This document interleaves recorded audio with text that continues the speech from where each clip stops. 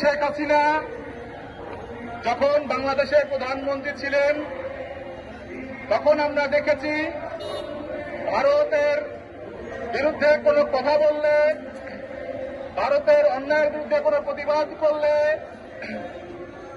এদেশের পুলিশের নির্যাতন নেমে আসত। আমরা দেখেছি যখন এদেশে সীমান্ত হত্যা হয়েছে, সীমান্তে পাখির মতো গুলি করে বিএসএফ মানুষ মেরেছে, সে সময়ে এদেশের এমপি মন্ত্রীরা তখন বাংলাদেশের জনগণকে দোষারোপ করেছেন। তখন তারা বুঝিয়ে দিয়েছেন তারা যে খুন হচ্ছেন এরা তাদের দোষেই তারা খুন হচ্ছেন। ফলে আমরা এও বলতে শুনেছি একজন প্রধানমন্ত্রীকে যে ভারতকে যা দিয়েছি ভারত জীবনেও ভুলবে না। বন্ধুগণ, তার ফলাফলই এখন আমরা দেখতে পাচ্ছি।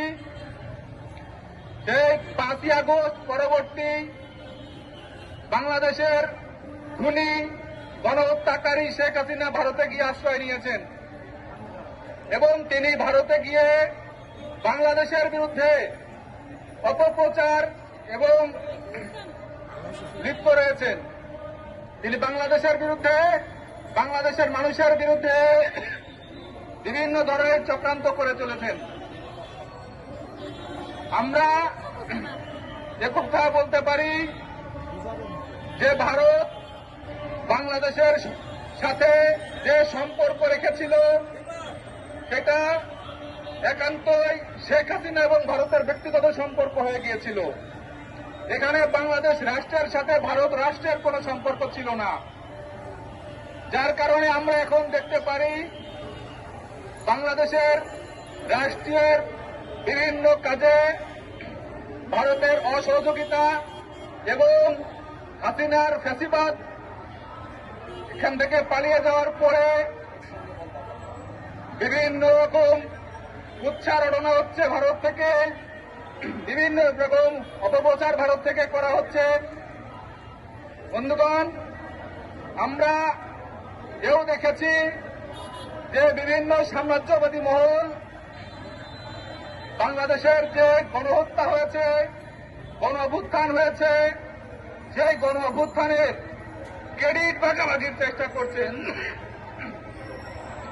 আমরা এটা পরিষ্কারভাবে বলতে চাই যে 2024-এর এই গণ অভ্যুত্থান বাংলাদেশের জনগণের গণ অভ্যুত্থান। এখানে মাস্টার মাইন্ড, নির্দেশক বা প্রচারণাকারী বলে কোনো ভূমিকা আমরা রাখতে চাই না, আমরা দেখতে চাই না। এদেশের সমস্ত ক্রেডিট এদেশের মানুষের।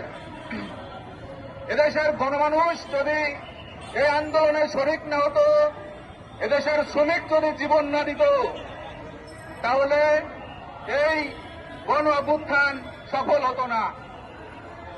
আমরা দেখতে পারি এদেশের গণ অভ্যুত্থানে যে সকল মানুষ শহীদ হয়েছেন তাদের অধিকাংশই শ্রমজীবী মানুষ। তারা বিভিন্ন কলকারখানায় কাজ করেন, বিভিন্ন কারখানায় তারা কাজ করেন, কেউ রিক্সা চালান। ফলে সেই সব মানুষ তারা এই ফ্যাসিবাদের হাত থেকে মুক্তি চেয়েছেন, তারা বাংলাদেশকে মুক্ত করতে চেয়েছেন ফ্যাসিবাদের হাত থেকে। তার জন্যই তারা জীবন দিয়েছেন এই গণ অভ্যুত্থানে। ফলে কোন সাম্রাজ্যবাদীর চক্রান্তে আমরা এই গণ অভ্যুত্থানের ক্রেডিটকে ভাগাভাগি করতে দেব না। বাংলাদেশের মানুষ সবসময় অন্যায়ের বিরুদ্ধে, সবসময় তারা অন্যায়কে প্রতিহত করেছেন, অন্যায়ের বিরুদ্ধে রুখে দাঁড়িয়েছেন। বন্ধুগণ, আমরা বলতে চাই ভবিষ্যতে কোন শাসক যদি এই গণমানুষের বিরুদ্ধে গিয়ে কোনো কাজ করেন, দেশদ্রোহী কোনো কাজে যুক্ত হওয়ার আকাঙ্ক্ষা তার হয়ে থাকে, তাহলে তার অবস্থাও এই পতিত আওয়ামী ফ্যাসিবাদের মতন হবে। বাংলাদেশের মাটিতে কোন ফ্যাসিবাদের জায়গা হবে না।